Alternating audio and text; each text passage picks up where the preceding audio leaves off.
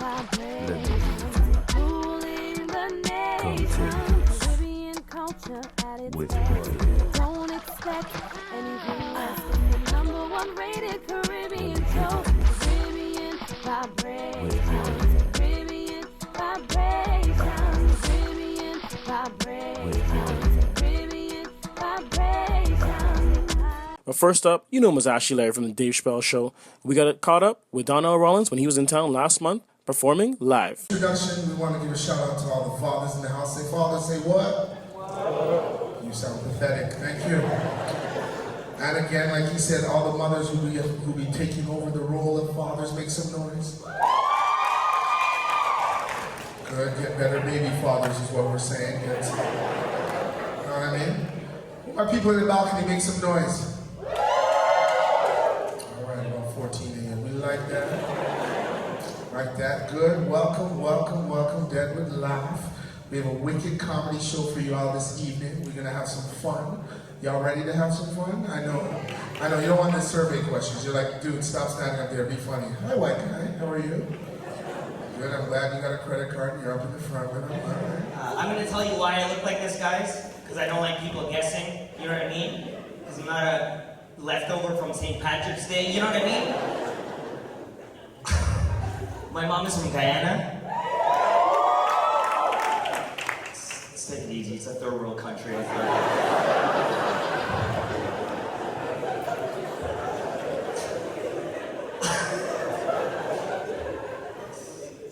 I know everyone got searched before they came in, so I'm comfortable saying that joke. And my dad's from Canada. Yeah, we're in it, guys. How the hell did Guyana get more class?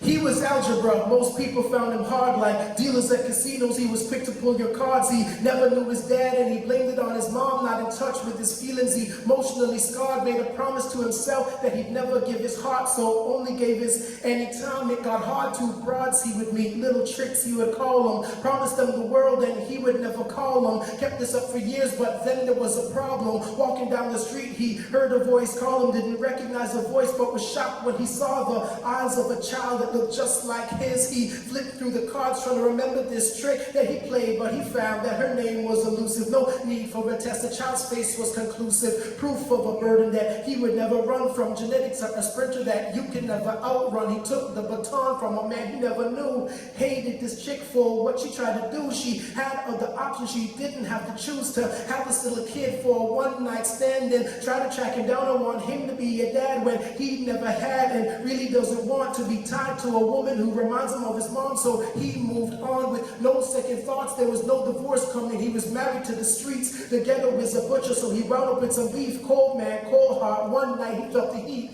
as 3 silver bullets pierced right through his skin. Went to sleep on the ground and woke up in the intensive care unit with nobody there. Soon realized that nobody cared. First time in his life, this man felt scared. Prayed to God for his life, not out of faith, out of fear. It was there that he saw the 2 eyes reappear, the same eyes he denied from the very first sight. It was through his closed eyes that he finally seen the light, that child was the only thing he had in this life. He had always done wrong, but now he wants to do right. He knew his life was in need of a change like Obama, so he cut all the drama with his baby mom before winding up in court in front of your honor, being stripped of his dignity, respect, and his honor. So he stripped off his armor and bore his soul, tried to be a farmer to the seed he'd sown, unconditional love, something he'd never known. He couldn't stop the tears that came to his eyes, couldn't figure out how to get lost time, so he took it as it came, tried to live in the moment, one step at a time on this road to atonement. Hi, ladies. Crossing your arms like you work for Rogers. Loosen up! It's a comedy show. If anybody here works for Rogers, go suck yourself. I am nuts. Okay? I don't care if this is Father's Day. Some of you Jamaicans are in the crowd. I can't believe this cursing. If you work for Rogers, go fuck yourself. I hope you're attacked by raccoons this evening. I hate Rogers. Excuse me, sir. You have an outstanding balance. There's nothing outstanding about me having to give you money at all. What is outstanding balance? What is this? Who made up that word? Outstanding balance is you're having sex with a girl, bam, in the air, catch her with your penis. That is outstanding balance. Look at some of the Jamaican fellows. You know about that, still all right. Oh boy, I know about it. Barack Obama is real black. He has a black hairstyle. He has waves. That's a black hairstyle. The only way you can get waves is wearing a do-rag or a stocking cap. That means before he go to sleep. President of the United States. Right here. I got Chris. Okay, you're watching Caribbean Vibrations, and we just saw an amazing performance from Mr. Donnell Rawlings. Now, Mr. Donnell Rawlings, we were talking earlier, Right. and you said the first time when you moved from D.C. to Brooklyn, Yeah. who'd you hang out with? Who'd you hang out with? The first group of people that I hung out with, the West Indian folks, the Jamaicans, Lot of Mercy, Jah Rastafari, and it was a very testing audience because they didn't really receive me too well at the beginning. In fact, for the first 6 months, I thought my first name was Blood Clot, and I thought my last name was Comedian. Then somebody told me, no, that's not your name, that's an insult. But once they found out I wasn't trying to be insulting to their culture, and they found out I was a good dude, they liked jerk chicken, they liked curry chicken, they liked oxtail, they liked roast fish, they liked akol and salt fish and all that. They was like, we love you back. And it was like this, one love. All right. Now, you're on the stand-up. You're a stand-up comedy. People know you from Chappelle Show, Ashy Larry. What else you got going on, though? I know you got all this. I saw the Vine, so I know you're big on Vine. What else is going on for you? Well, right now, what I'm trying to do is impregnate this girl I just met here in Toronto. No, I'm just joking. But right now, I'm working on a couple of shows at MTV2. And I don't really like to talk about up-and-coming things because you could jinx yourself.